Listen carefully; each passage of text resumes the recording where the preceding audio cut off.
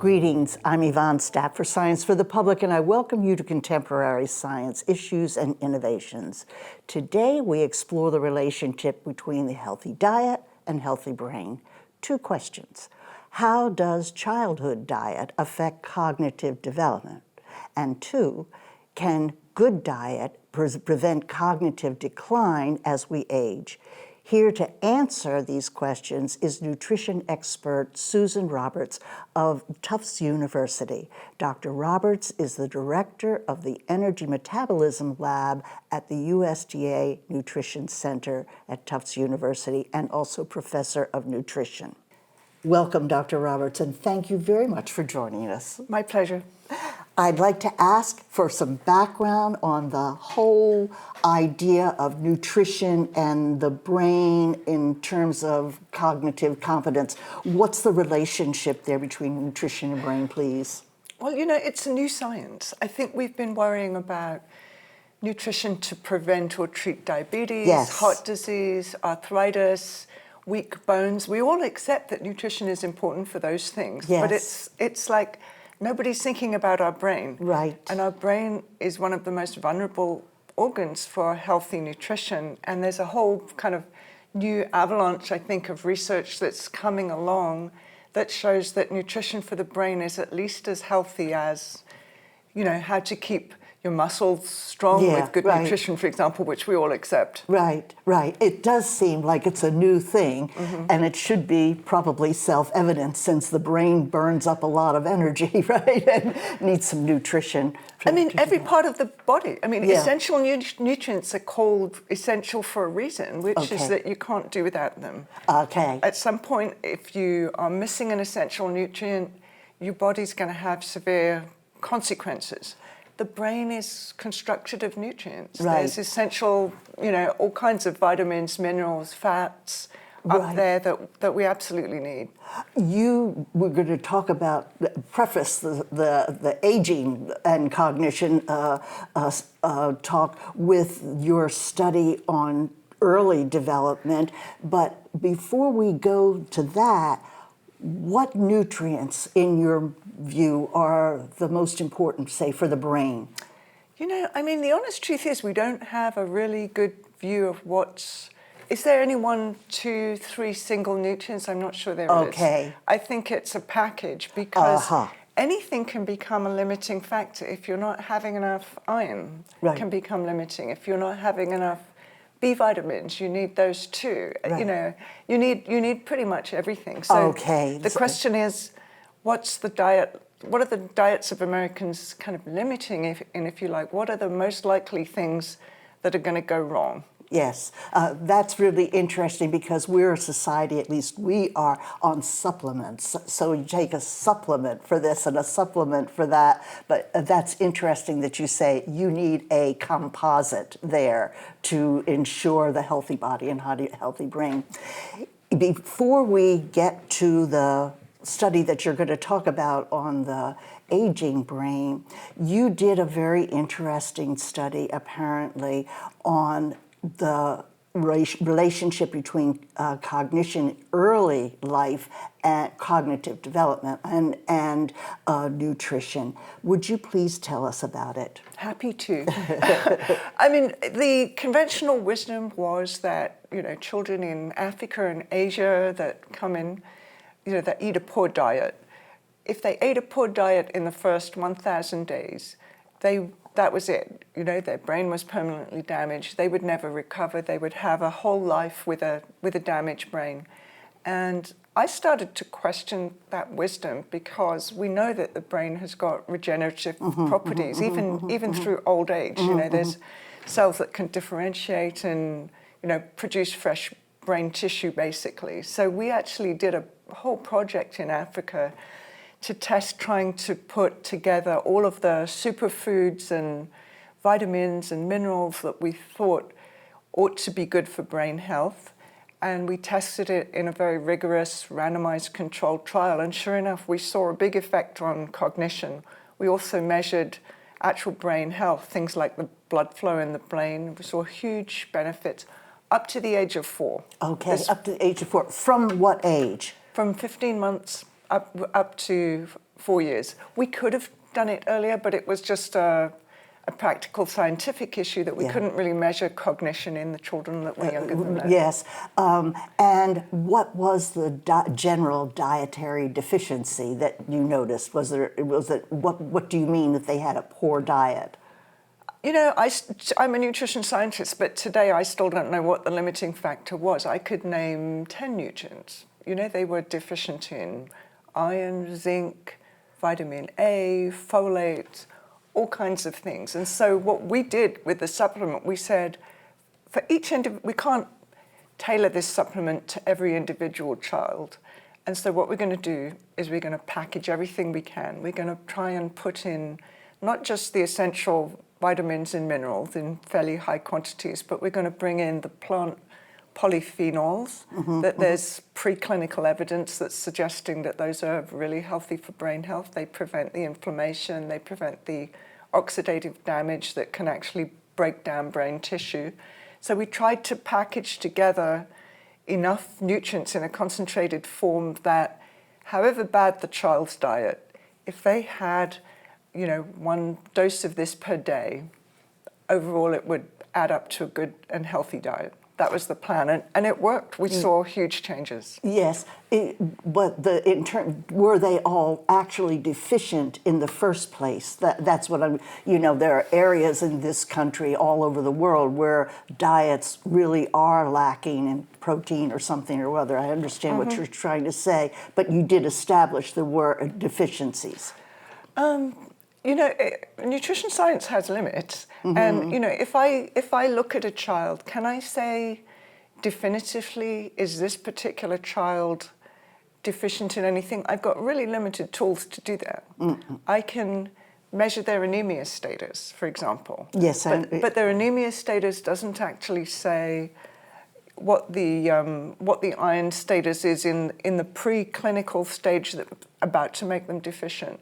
I can't routinely measure their vitamin A status. I can't routinely without sending samples back to the lab. So I know that on average, this was a poorly nourished population because the diet that they were consuming was not that healthy.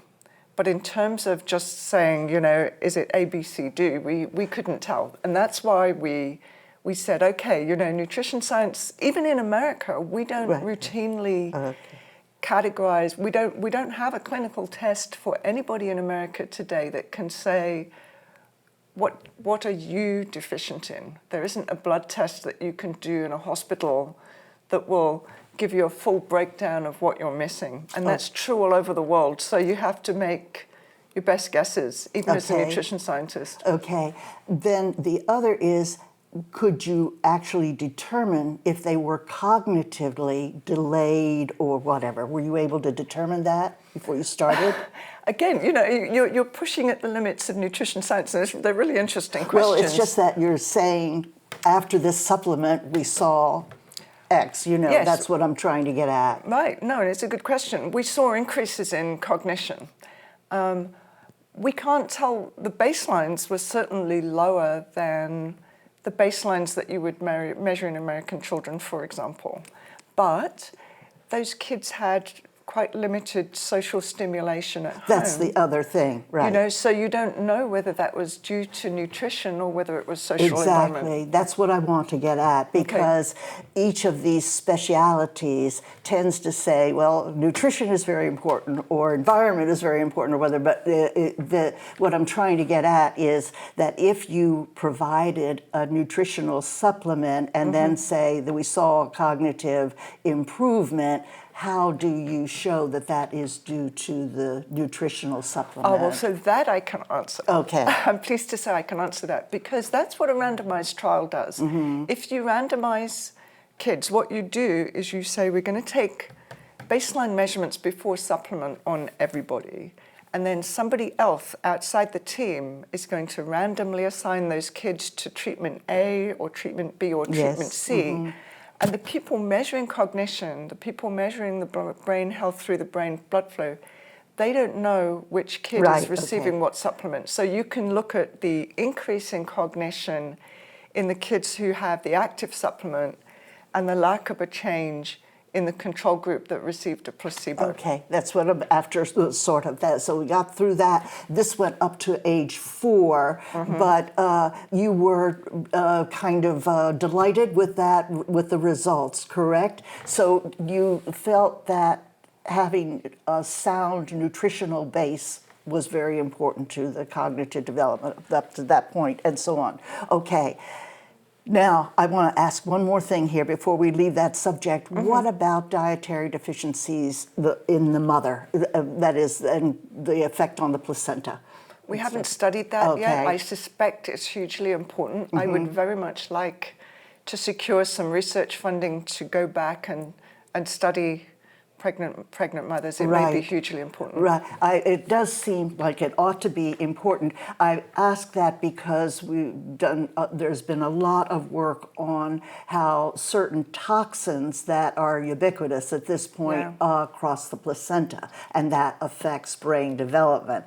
And so that is well established, and I wonder if there is a nutritional fix for such a thing like that. Yeah. It'd be something that would be interesting if you could repair that damage. It totally would. I mean, Yeah. you know, I think we're often dependent on our funding sources. We were very lucky with the kids that we had a local philanthropic donor in Boston who believed in the cause and actually funded the whole thing. Yeah, right. As we age, which is apparently declines for a number of reasons, one of the interesting things about your study, I think it involved weight gain as well, yes?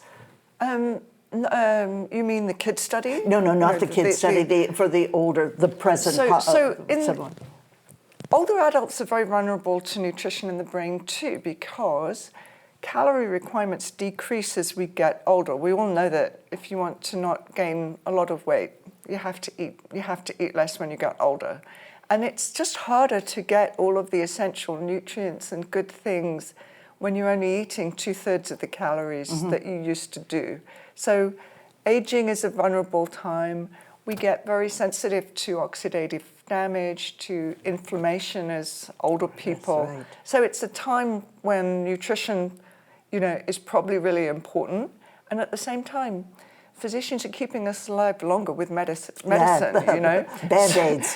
So the cognitive decline that automatically happens as people get older, you know, can get worse and worse because you've got more years for the decline to happen. So we brought it to Boston to do a similar test. You know, we've reformulated the supplement a bit to try and make it suitable for older people. For example, older people don't need as much iron as young kids. So we've cut out most of the iron, for example. So we've reformulated it with an older population in mind. And we're saying, well, in addition to nutrition, we know that if you gain weight and you become overweight, or even if you have obesity as an older person, that's an inflammatory kind of provocation that increases the risk of cognitive decline. Very interesting. I think most of us don't know that at all. No. So people who've gained a fair bit of weight, they're at substantially increased risk of losing their cognitive abilities as they get older. So in this trial that we're starting in older adults, what we did is what's called in science a 2x2 factorial design, that we are randomizing people to our supplement or to our placebo, and also to an immediate weight loss intervention versus a delayed weight loss intervention. So everybody gets something good out of the study. They get it now or they get it towards the end of the study, but we're trying to make sure that everybody comes through and has a benefit. Let me ask a couple of things in here about this diet business. You know too well that the diet in this country is deficient by default because of the prevalence of the fast food. And the rate of diabetes too is very high, and even in childhood. So just on the weight and cognition, does that affect the entire age range in your mind, or is it just older people? You know, I honestly don't know the answer to that. I'm not sure that there's been a lot of studies on that. It's actually quite difficult to do cognitive studies, so they're often focused on older people where we know we have the problem. It may be true, but I think because everybody's brain kind of works a little bit less well as you get yes, older, yeah. that's the group where it becomes conspicuous, if you like. Yeah, right. So we don't know whether it is weight gain, significant weight gain affects cognitive vitality throughout the lifespan, but you're just concentrating on the age part. So, and you've set up a study, and we'll put a link on the screen so if people would like to participate, they can give us a little information about that, if you will. Okay, so this is for people who are 55 to 85 years. They've gained some weight. If they know what their body mass index is, we're talking about people who have a body mass index of 27 to 40, so they're overweight, or they have a classification of obesity, which is, it doesn't mean a whole lot, it's just a number. They're people who know they don't eat a great diet, because I'm not so worried about the people who think that they eat a really healthy diet. They can afford to buy tons of fruits and vegetables and all of the healthy things that we know we should eat. They're people who, like me, if you like, they get tempted by the other good stuff around, and so they know their diet isn't perfect and there's room for improvement. Right. So that's our target population. They're people who don't have substantial cognitive loss already. We're trying to catch people before that happens. I see. So you would take anybody in this kind of thing, anyone, regardless of whatever their diet is. You're thinking in terms of you can test if you provide this supplement. I'll ask you about that too in a minute. So we actually, so when somebody emails us to say interested in your study, we have a screener. Okay. And so we talk about their age and whether they've got time to do a research project with us, what's their weight, what's their height. We invite them to come into the research center so we can do a blood test to make sure that it's safe for them as well to do a research study. As part of that, we collect a diet history on them, because we're saying if someone's eating an extremely healthy diet, they don't need to be in this study. And so we actually take the people who are on the lower side. Typical... Mm-hmm.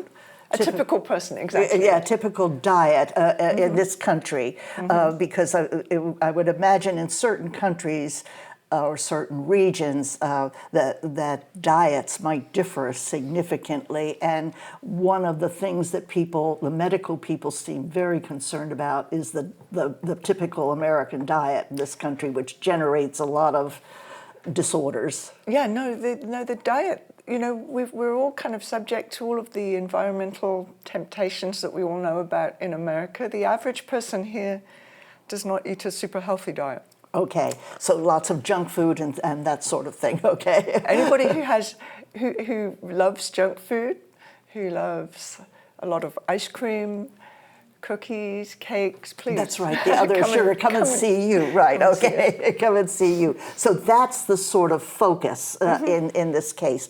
And the assumption is that contributes, that kind of diet contributes to a cognitive decline, or intensifies it, perhaps. I would put it a bit differently. Maybe it makes you vulnerable to that. Maybe you're doing fine, but that diet may make you vulnerable. Okay. What do you do in the terms of your actual study? Then you determine who qualifies to be in the study, and then what happens in the study?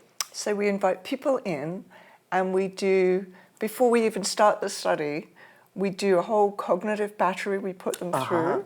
We take a blood sample to do a health screen, and people find that very useful, in fact, because it's they like to know that. Right. We measure brain blood flow.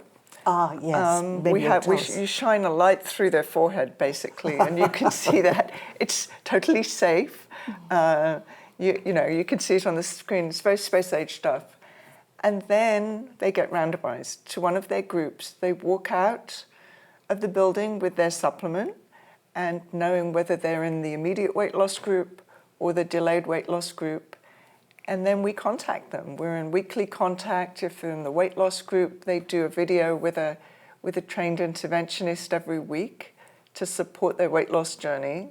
And then they come back at 6 and 12 months for repeat measurements of cognition and brain blood flow, so we can see how the supplements and the weight program are doing.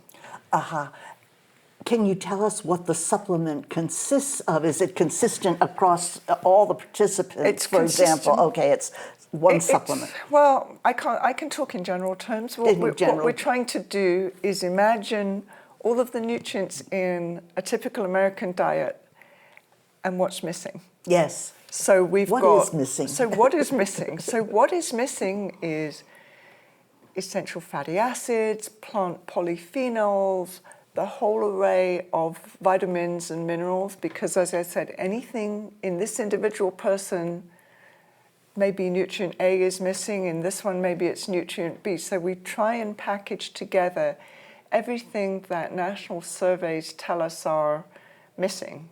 So, fruits and vegetables, for example, are often very low. So we've put in lots of fruits and vegetables, and we've turned, one of my graduate students is actually a professional chef as well as a graduate student in nutrition. You were a chef. I was a chef, but I don't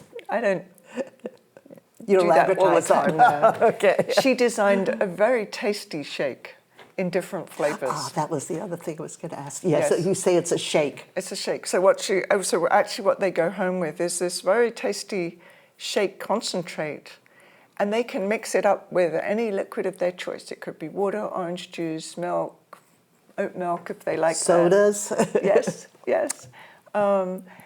One of our participants, or perhaps more now, is not mixing it with anything.